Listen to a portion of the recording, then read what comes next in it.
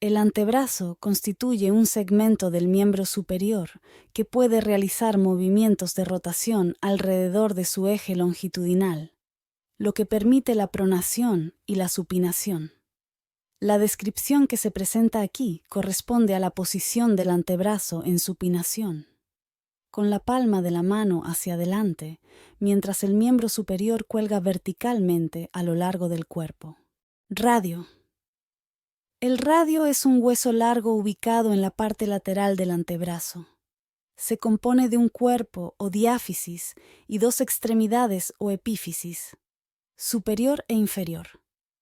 La extremidad inferior, o carpiana, está más desarrollada que la superior, en contraste con la ulna, también llamada decúbito.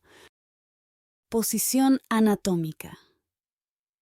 Cuando se observa el radio desde esta perspectiva, la extremidad más pequeña debe orientarse hacia arriba, la tuberosidad del radio hacia el interior y la parte más lisa de la extremidad inferior hacia adelante. Descripción. Se describen el cuerpo y las dos extremidades del radio. Cuerpo. El cuerpo del radio presenta una curvatura cóncava hacia adelante y una curvatura más pronunciada hacia adentro. Aumenta en tamaño de manera progresiva de arriba hacia abajo. Tiene una forma triangular y al observarlo en un corte se pueden distinguir tres caras y tres bordes. Cara anterior, casi plana, con una ligera concavidad en el centro donde se encuentra el foramen nutricio del hueso, dirigido hacia el codo. Esta cara proporciona inserción al músculo flexor largo del pulgar en sus 2/3 proximales y al pronador cuadrado en su tercio distal. Cara lateral, convexa y redondeada. En su parte superior se extiende más allá de la cara anterior y da inserción al músculo supinador. En la parte media presenta rugosidades de inserción para el músculo pronador redondo, mientras que en la parte inferior es lisa y se relaciona con los tendones de los músculos extensores radiales largo y corto del carpo. Cara posterior, redondeada, con una leve excavación en su tercio superior donde se insertan los músculos abductor largo y extensor corto del pulgar. En la parte superior de esta cara, cubierta por el músculo supinador, pueden observarse dos crestas oblicuas que se dirigen hacia abajo y hacia afuera desde el borde medial, donde se insertan estos músculos. Bordes. De los tres bordes que separan estas caras, solo el borde interóseo es afilado y claramente definido, ubicado aproximadamente a 1 o 2 dedos debajo de la tuberosidad del radio. En este borde se inserta la membrana interósea del antebrazo que lo conecta con la ulna. Hacia abajo, este borde se bifurca, delimitando una superficie triangular con un vértice superior.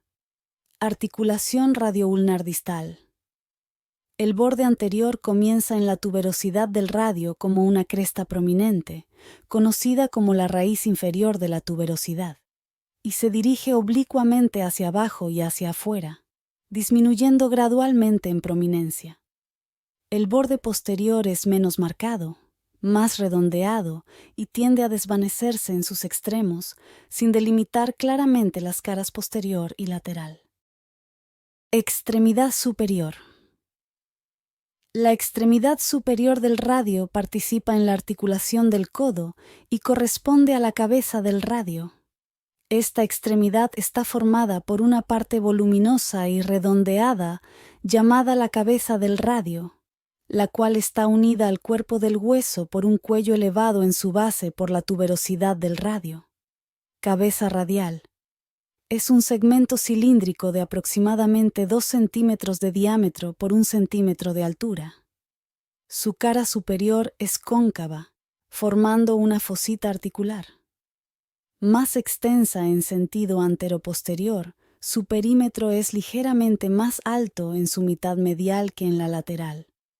Desarrollada en su parte media, donde su altura es igual a la de la cabeza, se adelgaza hacia sus extremos. Se articula con la pequeña escotadura radial de la ulna, formando la articulación radioulnar proximal. Cuello. Es una parte estrechada que mide aproximadamente 1 centímetro de altura y forma un ángulo evidente con la diáfisis, conocido como el ángulo cervicodiafisario, que juega un papel importante en los movimientos de pronosupinación. Tuberosidad del radio. Es una prominencia ovalada situada en la parte superior del cuerpo del radio. Rugosa, en su mitad posterior, da inserción al tendón del bíceps braquial. Es lisa en su mitad anterior, donde se aplica una bolsa cerosa. Por debajo se continúa con una cresta o raíz inferior, como se ha mencionado. Por encima de la tuberosidad, una segunda raíz superior, de desarrollo variable, se dirige lateralmente hacia arriba. Ambas refuerzan el radio contra las fuerzas resultantes de la tensión ejercida por el bíceps braquial durante los esfuerzos de supinación. Extremidad inferior. La extremidad inferior del radio participa en la articulación radiocarpiana. Es la parte más voluminosa del hueso y tiene forma de una pirámide cuadrangular en la que se pueden distinguir una cara inferior. Articular, tiene forma de triángulo con el vértice lateral, desde donde desciende verticalmente una prominencia voluminosa, el proceso estiloides del radio. Una línea oblicua divide esta cara en una porción lateral, triangular, que se articula con el hueso escafoides, y una porción medial, cuadrilátera, que se articula con el hueso semilunar. Una cara anterior. Es lisa y corresponde al músculo pronador cuadrado. Una cara posterior. Está excavada por dos surcos. El surco medial da paso a los tendones del extensor del índice y del extensor de los dedos. El surco lateral, oblicuo inferiormente y lateralmente, aloja al tendón del músculo extensor largo del pulgar. Una cara lateral. Presenta, al igual que la cara posterior, dos surcos. El surco medial, ancho y poco profundo, para los tendones de los extensores radiales largo y corto del carpo.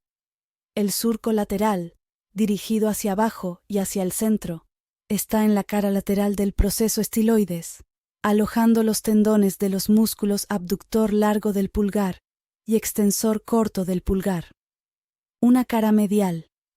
Está excavada por la incisura ulnar del radio, que se articula con la cabeza de la ulna, formando la articulación radioulnar distal.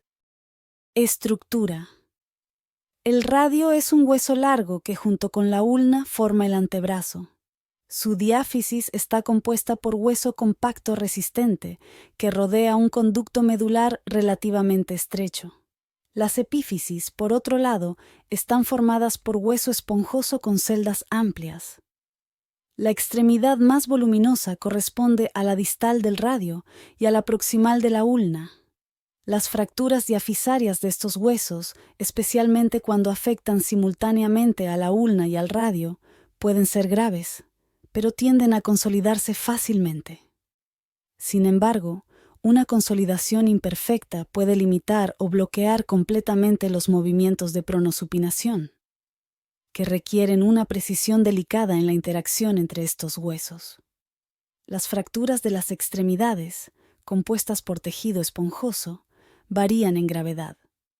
La extremidad inferior del radio es la más comúnmente afectada y tiende a consolidarse bien debido a la naturaleza del tejido óseo esponjoso.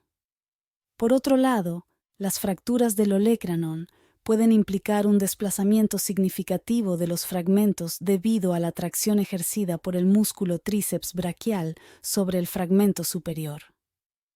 Finalmente, las fracturas de la cabeza del radio son graves debido a sus implicaciones articulares. Anatomía de superficie. Los puntos salientes y palpables del radio y la ulna incluyen el olecranon en el codo, que es prominente y fácilmente perceptible. Solo la parte posterior de la cabeza del radio se puede palpar, ya que no sobresale bajo la piel.